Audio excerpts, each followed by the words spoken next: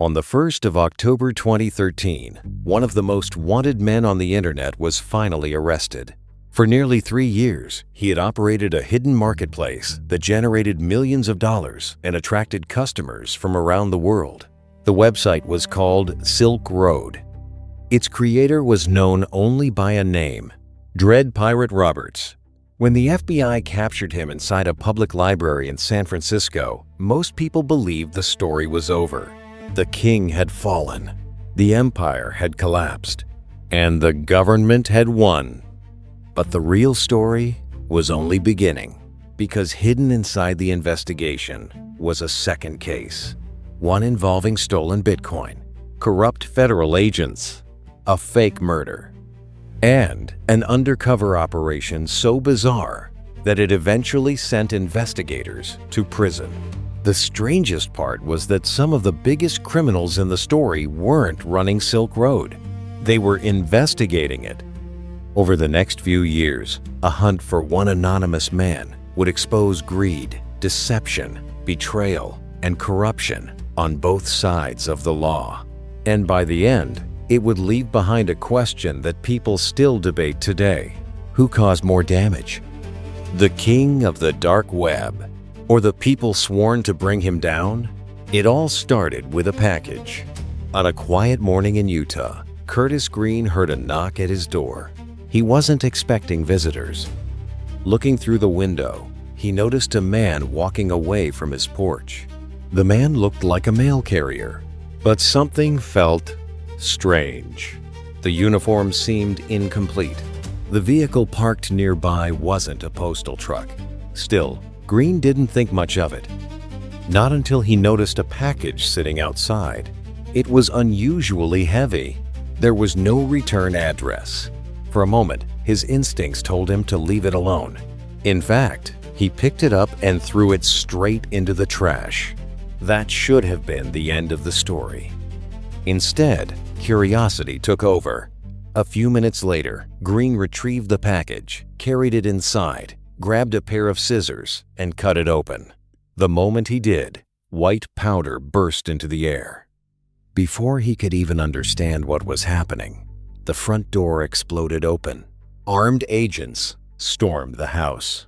Commands filled the room. Within seconds, Green was surrounded. The package contained more than 1 kilogram of cocaine. The delivery had been staged by federal investigators.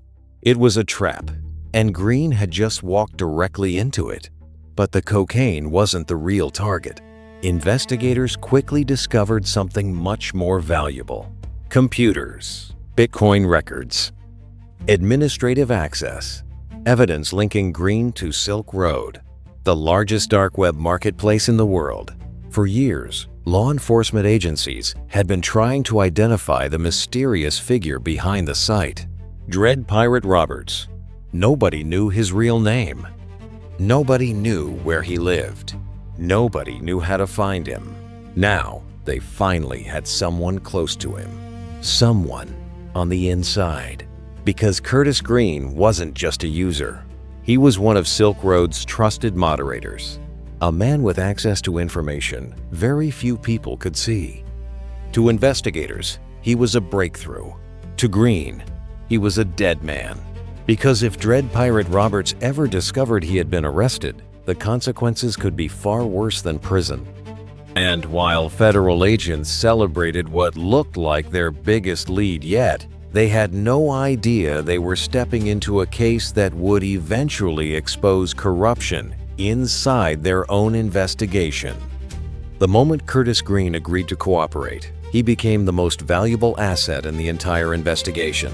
Federal agents suddenly had something they had never possessed before: access. Not to the public side of Silk Road, not to rumors, not to guesses. Real access. Green wasn't a low-level employee. Inside Silk Road, he was known as Flush, one of the site's trusted moderators. He could communicate with vendors, review disputes, access internal systems, and most importantly, he could move through parts of the marketplace that ordinary users never saw. The agents gave him a simple instruction: act normal, Keep logging in. Keep talking to people. And whatever happens, don't let anyone suspect you've been arrested. For a while, the plan worked. Silk Road continued operating as usual. Orders flowed through the marketplace. Bitcoin changed hands. Customers left reviews. Everything appeared normal, but behind the scenes, a problem was beginning to grow. The man running Silk Road had built his empire on trust. And trust is fragile, especially when millions of dollars are involved. The creator of Silk Road was a mysterious figure known as Dread Pirate Roberts. Most users imagined him as some kind of criminal mastermind. The reality was more complicated. Behind the screen sat Ross Ulbricht, a young man obsessed with economics, freedom, and the idea of creating a marketplace beyond government control. He didn't see himself as a drug kingpin. He saw himself as someone changing the world. But the larger Silk Road became, the more paranoid Ross grew. He worried about informants, undercover agents, people who might betray him. Then one day, reports started arriving. Large amounts of Bitcoin had disappeared. Vendor accounts had been compromised. Passwords had been changed. And one name kept appearing: Flush, Curtis Green. Suddenly, Ross had a problem. Had Green stolen the money? Had he been arrested? Was he cooperating with authorities? Ross didn't know, but uncertainty was enough. Because when someone has access to your entire operation, suspicion can become more dangerous than proof. The more Ross thought about Green, the more threatening he seemed. At first, he wanted answers. Then, he wanted pressure. Then he wanted something else entirely, something permanent. And before long, Ross stopped asking how to punish Curtis Green. He started asking how to eliminate him. The request shocked even the agents investigating him. Dread Pirate Roberts wanted Curtis Green dead, not threatened, not intimidated, dead. The message arrived through one of Ross's most trusted contacts, a major drug trafficker known as Knob. At least, that's who Ross thought he was talking to. In reality, Knob was Special Agent Carl Force, one of the very people assigned to bring Silk Road down. For months, Force had carefully built the relationship. He listened, advised, earned Ross's trust. Now that trust had delivered something prosecutors dream about: a murder-for-hire request, evidence that could destroy Ross in court. But there was a problem. Curtis Green was still alive, and the investigation needed him that way. So the agents came up with a plan. If Ross wanted proof of death, they would give him proof, just not a real death. Green was brought to a hotel. There, agents explained what was about to happen. They needed photographs convincing enough to fool Ross. Green didn't like the idea, but his options were limited. He agreed. What happened next remains one of the strangest moments in the entire investigation. The agents didn't use movie effects. They didn't hire makeup artists. They didn't create a fake crime scene. Instead, they decided to create real fear. Green was taken into a bathroom. His head was forced underwater. Again, and again, and again. He struggled to breathe, panicked, fought to stay calm. To Green, it didn't feel staged. It felt real. Because it was. The fear was real. The pain was real. The possibility of drowning felt real. Meanwhile, photographs were taken. Images designed to make him look dead. Broken. Lifeless. Convincing. Eventually, the ordeal ended. Green survived. The photographs were sent, and Ross believed every word. The threat was gone. The informant was dead. Silk Road was safe. At least, that's what he thought. But hidden beneath the fake murder was another secret. The missing Bitcoin that started everything had never been stolen by Curtis Green. Not a single coin. The real thief was already inside the investigation. A federal agent named Sean Bridges, one of the men trusted to enforce the law. One of the men trusted with evidence. And while Ross believed he had removed a threat, the real criminal was sitting inside the task force. At first, Sean Bridges probably believed he had committed the perfect crime. The timing was perfect. The suspect was obvious, and nobody was looking in his direction. The missing Bitcoin had already been blamed on Curtis Green. Ross believed it. The investigators believed it. Even Green believed someone had framed him. Meanwhile, Bridges quietly moved the stolen funds through a series of wallets, hoping to make the money disappear. For a while, it worked. Nobody suspected a thing. But Bridges wasn't the only person being changed by the Silk Road investigation. Carl Force was changing too. The deeper he went undercover, the more dangerous the situation became. Ross trusted him, really trusted him. And trust creates opportunity, especially when millions of dollars are moving through a marketplace every day. At first, Force used that trust to gather information. That was his job. But eventually, information wasn't enough. Money entered the picture. And once it did, everything changed. Soon, Force began creating additional online identities. Fake people, fake sources, fake insiders. Each one carefully designed to offer Ross something valuable. Confidential information, government secrets, details about the investigation, protection, influence, access. And every offer came with a price. Ross paid again and again and again. Thousands of dollars flowed into accounts controlled by Force. Then tens of thousands. Then even more.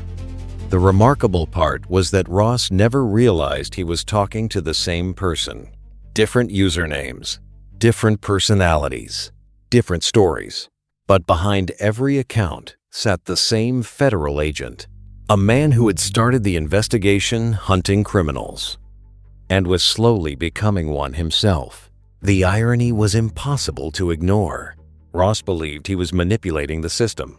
Force believed he was manipulating Ross. Bridges believed he was manipulating everyone. Each man thought he was the smartest person in the room. Each man believed he was in control. And each man was making the same mistake. They believed they could keep secrets forever. But secrets have a habit of surviving only until someone starts asking the right questions.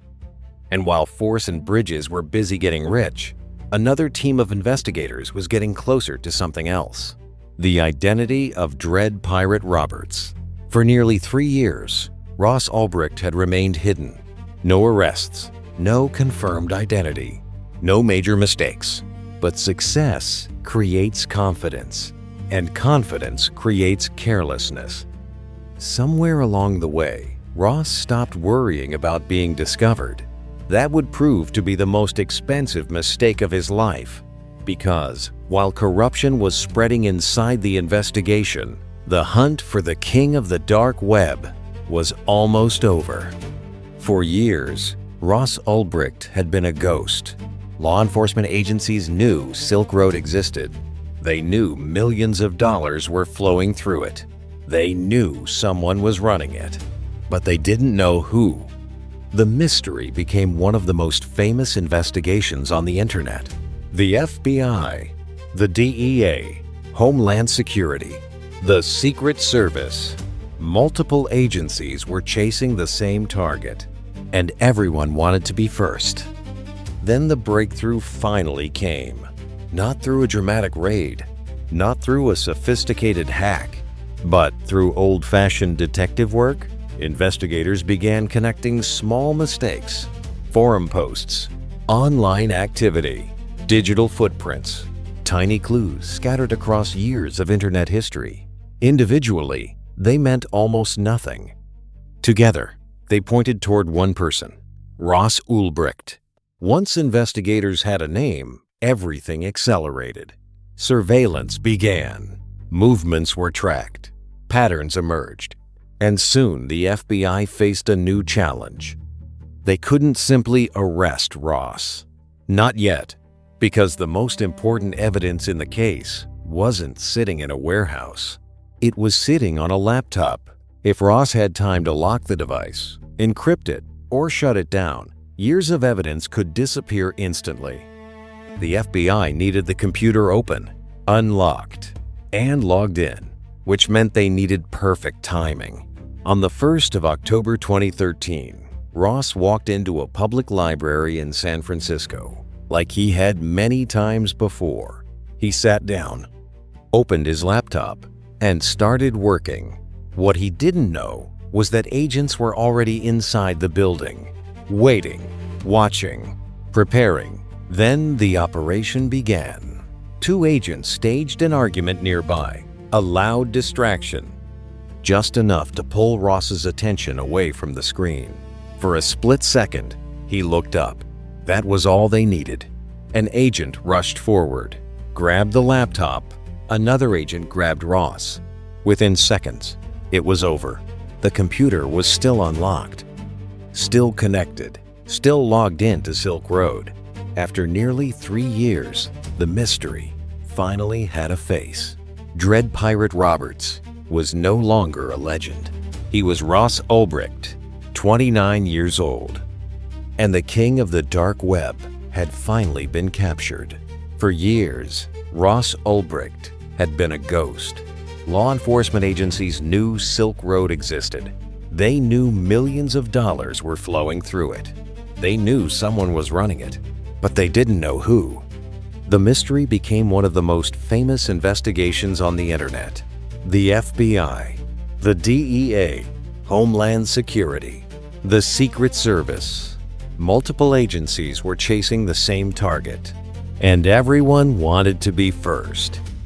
Then, the breakthrough finally came.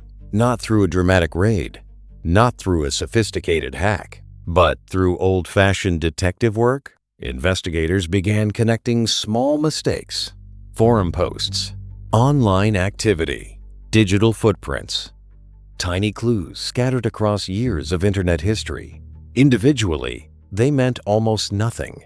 Together, they pointed toward one person, Ross Ulbricht. Once investigators had a name, everything accelerated. Surveillance began.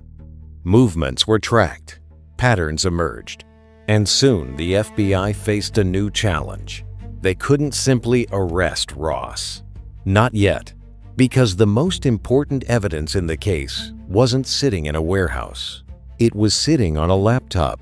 If Ross had time to lock the device, encrypt it, or shut it down, years of evidence could disappear instantly.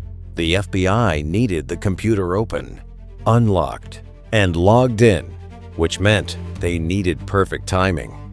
On the 1st of October 2013, Ross walked into a public library in San Francisco.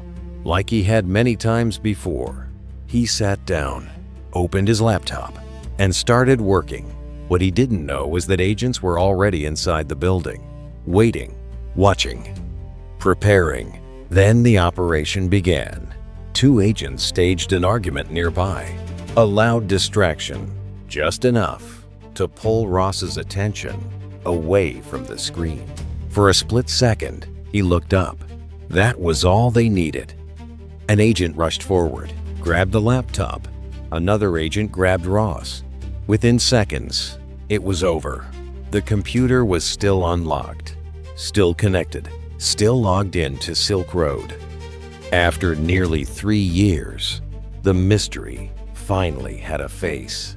Dread Pirate Roberts was no longer a legend. He was Ross Ulbricht, 29 years old, and the king of the dark web had finally been captured. The deeper investigators followed the blockchain, the worse the situation became. Every transaction told the same story.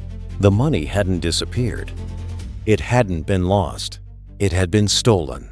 And the trail led directly to 2 men who should have been above suspicion. Special Agent Sean Bridges, Special Agent Carl Force. The same investigators trusted with one of the most important cybercrime cases in history. The same investigators responsible for bringing down Silk Road. Bridges had secretly stolen Bitcoin connected to the investigation. Force had used multiple fake identities to manipulate Ross Ulbricht and collect money for himself. For years, both men believed they had gotten away with it. They believed Bitcoin was anonymous. They believed nobody would ever connect the dots. They were wrong. Because the one thing both men failed to understand was that the blockchain never forgets. Every wallet, every transfer, every attempt to hide the money, it was all still there, waiting, patiently, like fingerprints frozen in digital stone. One by one, investigators reconstructed the trail. And once they did, the evidence became impossible to ignore. In 2015, both men were arrested. The hunters had become the hunted. The investigators had become the criminals. Ross Ulbricht was sentenced to life in prison. Carl Force went to prison. Sean Bridges went to prison. Curtis Green survived and disappeared from the spotlight. And Silk Road became history. But maybe the most fascinating part of this story isn't who won or who lost. It's that every person involved believed they were the hero. Ross believed he was creating freedom. Force believed he was serving justice. Bridges believed he was smarter than the system. In the end, all three were destroyed by the same thing: greed. Because technology didn't corrupt them. Bitcoin didn't corrupt them. The dark web didn't corrupt them. Those things simply revealed who they already were. And that's why the story of Silk Road still matters today. Not because it was the first great dark web marketplace, but because it exposed a truth that has nothing to do with the internet. Give people enough money, enough secrecy, and enough power. And eventually, some of them will start believing the rules no longer apply to them. The king of the dark web learned that lesson. So did the agents hunting him. And in the end, the blockchain remembered what all of them hoped it would forget.